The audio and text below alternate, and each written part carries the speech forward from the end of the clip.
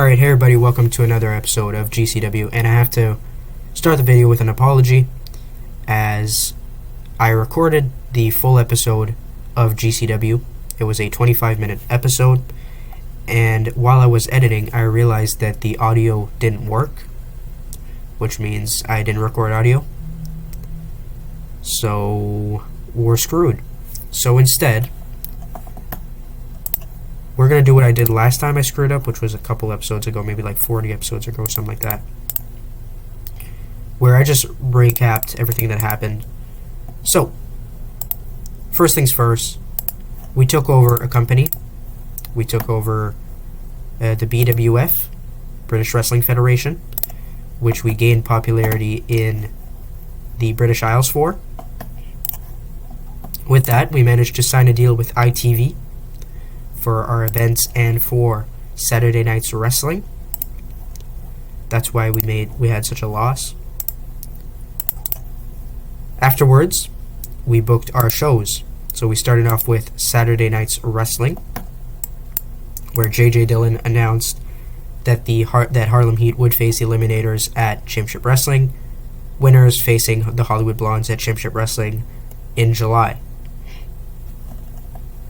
Then Ahmed defeating Kama. Taz had a backstage promo on Jesse Ventura and on Jerry Lynn, continuing their feud.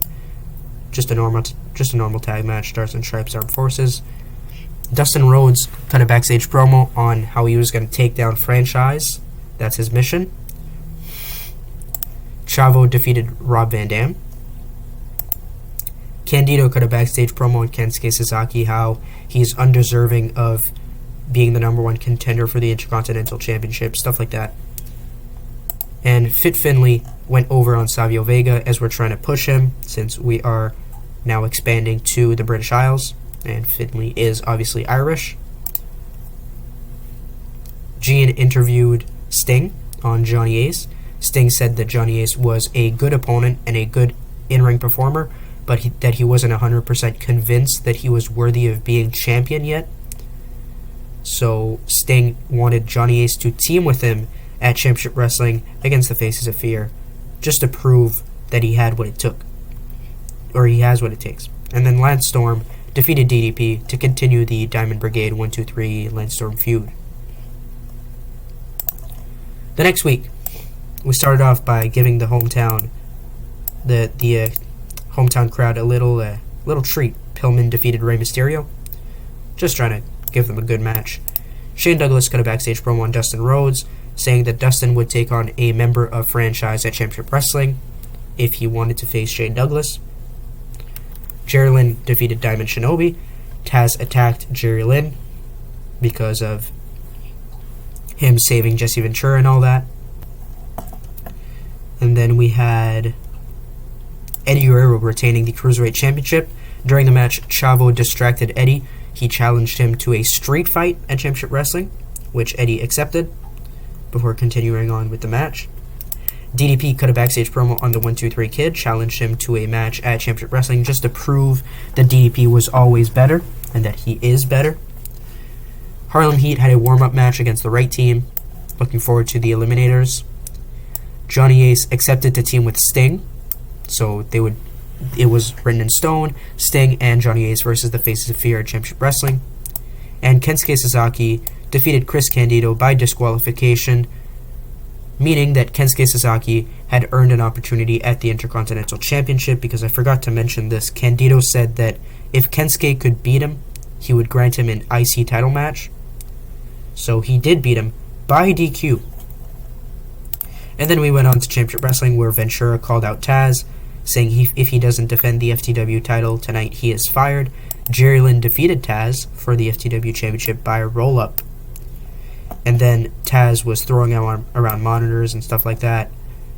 DDP defeated the 1-2-3 Kid after Diamond Simon from the Diamond Brigade took over as referee and quick counted the 1-2-3 Kid's shoulders. Harlem Heat are the number one contenders for the World Tag Team Championships. Dustin Rhodes went over on Diesel. Kensuke Sasaki defeated Chris Candido and became Intercontinental Champion. Eddie Guerrero defeated Chavo Guerrero to retain the Cruiserweight Championship in a street fight. Afterwards, Big John, who is Big John Studd debuted and beat down Eddie Guerrero, Chavo revealed Big John was and is his bodyguard, so continuing the feud. And then Sting and Johnny Ace defeated the Faces of Fear. And that's all that happened last episode.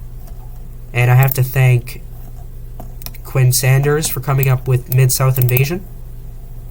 So we renamed our monthly show Mid-South Invasion. Originally was Divide and Conquer. And we will be unable to reach Cult as we are at 26. And it is still falling. So that's all you missed. Apologies again. The issues will be fixed for next episode. It'll be a regular episode, which we will have the Mid-South Invasion and the two Saturday Nights Wrestling to book. I'll do another recap next episode, and we'll take care of that. I'm currently in exam season, so I apologize for the lack of episodes. The next episode will be coming out in around 10 days, because I don't have the time to record these right now. So I do apologize, and thank you guys. We'll see you guys in the next one. Have a good one. Goodbye.